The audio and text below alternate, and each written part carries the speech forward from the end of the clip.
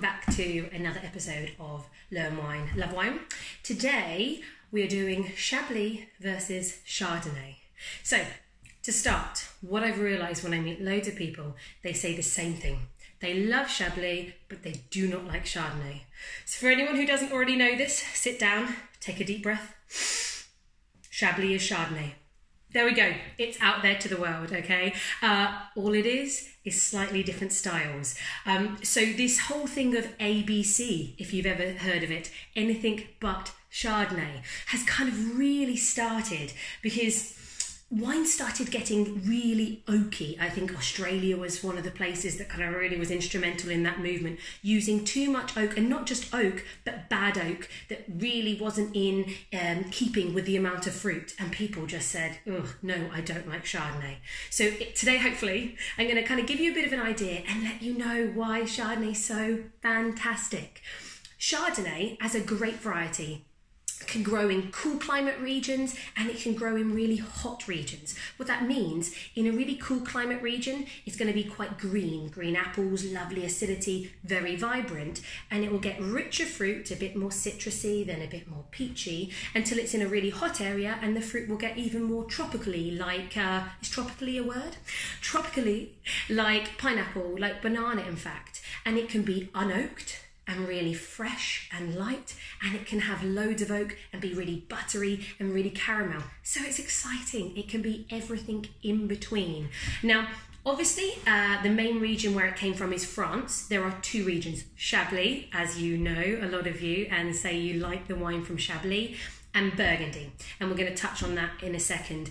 Around the world, loads of regions for you to try. Casablanca and Lleida in Chile, Carneros, Russian River Valley in California, Adelaide Hills, Mornington Peninsula in Australia, Marlborough, New Zealand, loads. Have a look for those regions on the label. Coming back to France, where it all began, Chablis. Okay, the biggest difference between Chablis and Burgundy is simply oak. So when you say you like Chablis, you're drinking Chardonnay, but what you mean is you don't want anything too buttery. You don't want anything too oaky, nutty, vanilla. You want lovely, fresh fruit, okay? So the regions in Chablis, Petit Chablis, if you see on a label, is the most basic category, from kind of flat slope, well, no slopes at all, flat land, quite fertile, so you just get a little bit of green fruit, quite simple. If you see Chablis on the label, slightly better quality, and your fruit might get a little bit more green apple to citrus. And then when we get to Premier Cru and Grand Cru, these are on slopes, they're facing the sun, south facing, they're richer fruit and better quality. And basically, a lot of the things that happen in Chablis, they don't use oak. And if they do, it's old oak barrels, so there's no oak influence, but they do lees aging, as I've mentioned before in other videos. Stirring of the lees, the natural yeast in the tank gets stirred in to add creaminess. So as the fruit gets richer, as you go up to Premier Cru and Grand Cru, it has more of the lees aging, so it can offer a more fuller body, more flavour, but without the buttery notes. If you go to Burgundy, it's slightly further down south, in the region, in France, so the weather starts getting warmer, and depending on what regions you go down, I won't list them all now, please ask me, but I won't list them, they get riper fruit and they get richer. They will use oak. Now, please don't be scared of oak.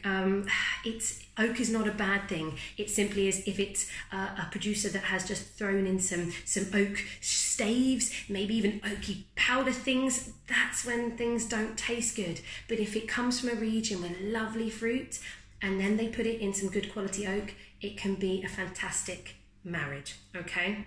Now, I am going to try this Chablis. I brought Chablis along, seeing as it seems so much more popular with all of you. I have got this from Waitrose. It's harder to find better quality Chablis in the kind of Tesco's and Asda's. It's better M&S and Waitrose for Chablis, especially Premier Cru. The only problem is, I wanted something that is a bit more affordable, and this still costs $17.99. Good Chablis is not cheap. Premier Crus that I found were at least £21 or more, hence why I'm not doing an even better, yummy Premier Cru. So this is Louis Moreau. What I like about Louis Moreau, I mean, they're in their 6th generation. They own lots of land in Chablis. 5 of the 7 Grand Crus, so there's only 7 of these amazing sites, and they own 5 of them. Lots of Premier Crus as well, and I hear even in this Chablis, there's a little bit of the Premier Cru juice going into it. So, makes for a slightly more richer style of Chablis. So I'm going to give this a little go. Because Chablis is slightly more further north than the rest of Burgundy, it's a cooler climate. Cooler climate means it's not obviously going to see as much sun, and so it's going to be more always towards the fresher fruit and higher acidity. And that's something it's known for. Chablis also has one of the most special soils in the world.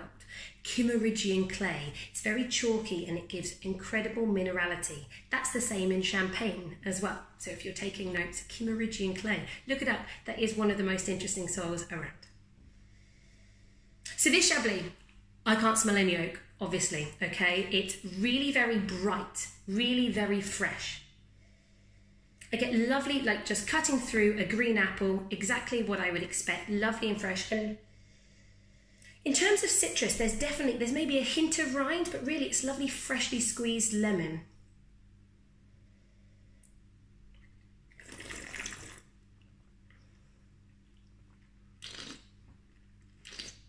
Now this is a medium bodied wine. They do about 4 months of lees aging, so mixing up the batonnage, so it gives a lovely weight.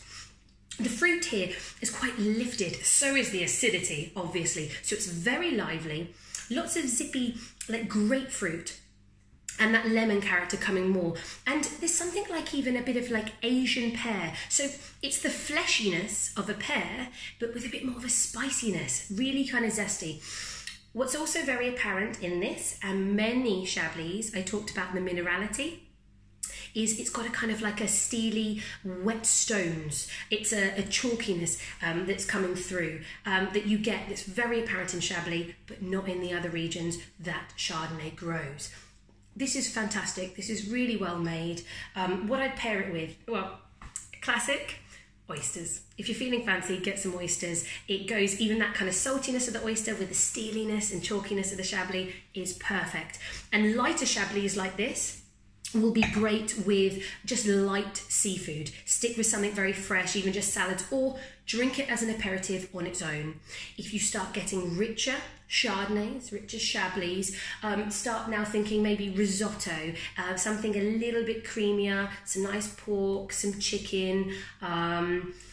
When you start getting to the really oaky stuff, think about the fact that oak is going to give nuttier flavours, maybe even a little bit more caramel. It's going to be much more concentrated. So start having thicker, lemon, buttery, creamy dishes, or even some fish that has lots of toasted hazelnuts, for instance. If there's that nuttiness in the food, it's going to go with the nuttiness and the richness of the wine. So when you're buying wines around the world, a lot of them are saying unoaked now.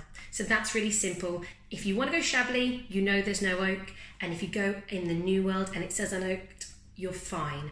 Burgundy, expect it to have some oak. Or in restaurants and in wine shops, don't be afraid to ask them and just tell them what you like. So explore the Chardonnay journey, and remember, Chardonnay is your friend.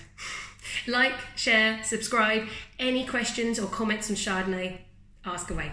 Cheers, see you again next week.